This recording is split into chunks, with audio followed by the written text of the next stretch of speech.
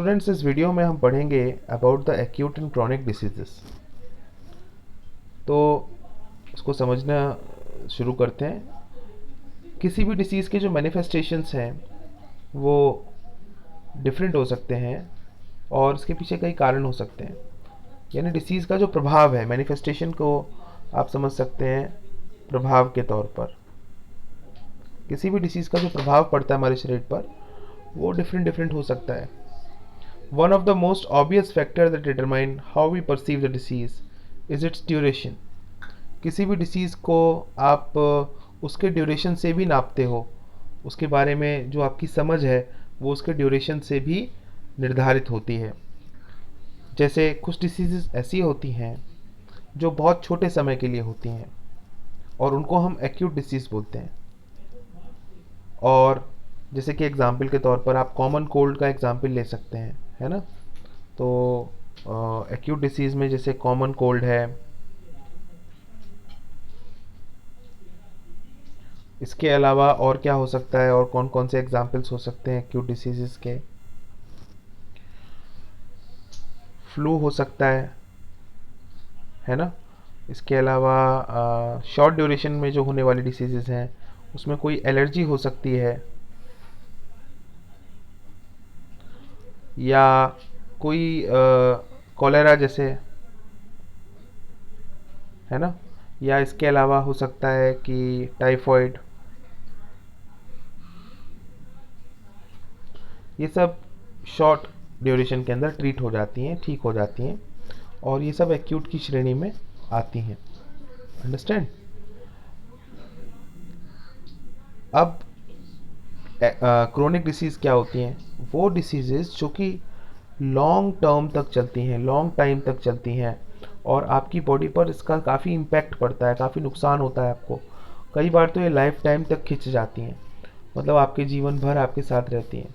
तो इनको हम क्रोनिक डिसीज़ बोलते हैं। जैसे एग्जाम्पल के तौर पर एलिफेंटियासिस जो है वो भारत के कुछ भागों में पाई जाती है। सदर्न इंडिया, साउथ इंडिया की तरफ देखें तो एलिफेंटियासिस जो है वो एक क्रोनिक डिसीज़ है जो कि लाइफ टाइम तक आपके साथ रह सकती है। इसके अलावा और कौन कौन सी क्रोनिक डिसीज़ हो सकती हैं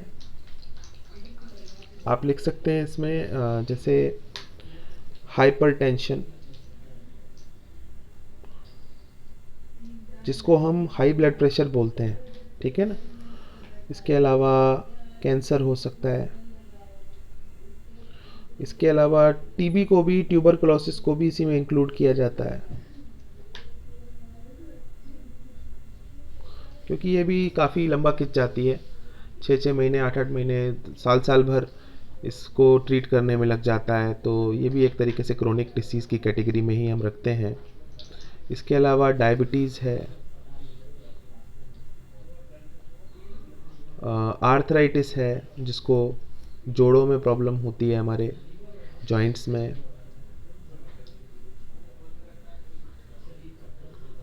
तो या किसी को थायराइड रिलेटेड डिसऑर्डर है, प्रॉब्लम है, तो ये सब चीज़ें क्रोनिक प्रॉब्लम्स कहलाती हैं जो हमारे साथ लंबे समय तक हमारे बॉडी में रहती हैं।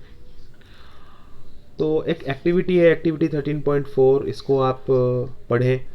जैसे इसमें सर्वे करना होगा आपको कि आपके नेबरहुड में आप सर्वे करें, आपके आसपास जो लोग रहते हैं उनसे बात करें। जैसे how many people suffered from acute disease during the last 3 months, पिछले 3 महीने में कितने लोगों को एक्यूट डिसीज़ हुई, ये पता लगाएं। How many people developed chronic disease during the same period, तो इसी सेम पीरियड के अंदर कितने लोगों को क्रोनिक डिसीज़ हुई, ये पता लगाओ। फाइनली आपको ये पता लगाना है कि आपके जो नेबरहुड है, नेबरहुड में कुल कितने लोग हैं जिनको क्रोनिक डिसीजेस इस समय है, ठीक है ना। तो क्वेश्चन नंबर 1 और क्वेश्चन नंबर 2 दोनों का आंसर आपको पता लगाना है। Are the answers to question 2 and 3 different? तो क्वेश्चन 2 में क्या था, how many people developed chronic diseases during the same period, यानी पिछले 3 महीने में कितने लोगों को क्रोनिक डिसीज डेवलप हुई। और क्वेश्चन नंबर 3 में है the total number of people suffering from chronic disease in your neighbourhood, यानी कुल कितने लोगों को क्रोनिक डिसीज़ है तो देखो सेकंड वाले क्वेश्चन में हो सकता है आपके आस पड़ोस में रहने वाले 5 लोगों को या 10 लोगों को क्रोनिक डिसीज़ डेवलप हुई हो पिछले 3 महीने में। लेकिन अगर आप टोटल लोगों का नंबर निकालने जाएंगे तो उसमें तो बहुत सारे लोग आ जाएंगे जिनको पहले भी हुई होगी क्रोनिक डिसीज़ और वो आज तक चल रही होगी। तो यहाँ पर नंबर हो सकता है 100 भी हो जाए। तो समझ रहे हैं ना आप? तो क्योंकि क्रोनिक डिसीज़ जल्दी ठीक नहीं होती, इसीलिए आपके यहाँ पर समझ में आ गया होगा। तो what do you think would be the reason for these differences? तो इन डिफरेंसेस के पीछे कारण क्या हो सकता है? What do you think would be the effect of these differences on the general health of the population? तो कारण क्या हो सकता है 2 और 3 का? जैसे हमने ये देखा, अभी हमने कंपेयर किया, तो कारण यही होगा कि जो क्रोनिक डिसीज़ है उसको ट्रीट होने में काफ़ी लंबा समय लगता है, इसीलिए 3 वाले केस में हमको ज़्यादा पेशेंट्स मिलेंगे और इसका इफ़ेक्ट हमारी पॉपुलेशन की जनरल हेल्थ पर बुरा पड़ेगा, बिकॉज़ इससे बहुत ज़्यादा दिक्कतें उनको लाइफ में झेलनी पड़ती हैं। क्रोनिक डिसीज़ क्योंकि लंबे समय तक उनके साथ रहती है तो उनको बहुत सारी प्रॉब्लम्स आती हैं। तो इसके बारे में डिस्कस करते हैं अगले पार्ट में, chronic disease and poor health.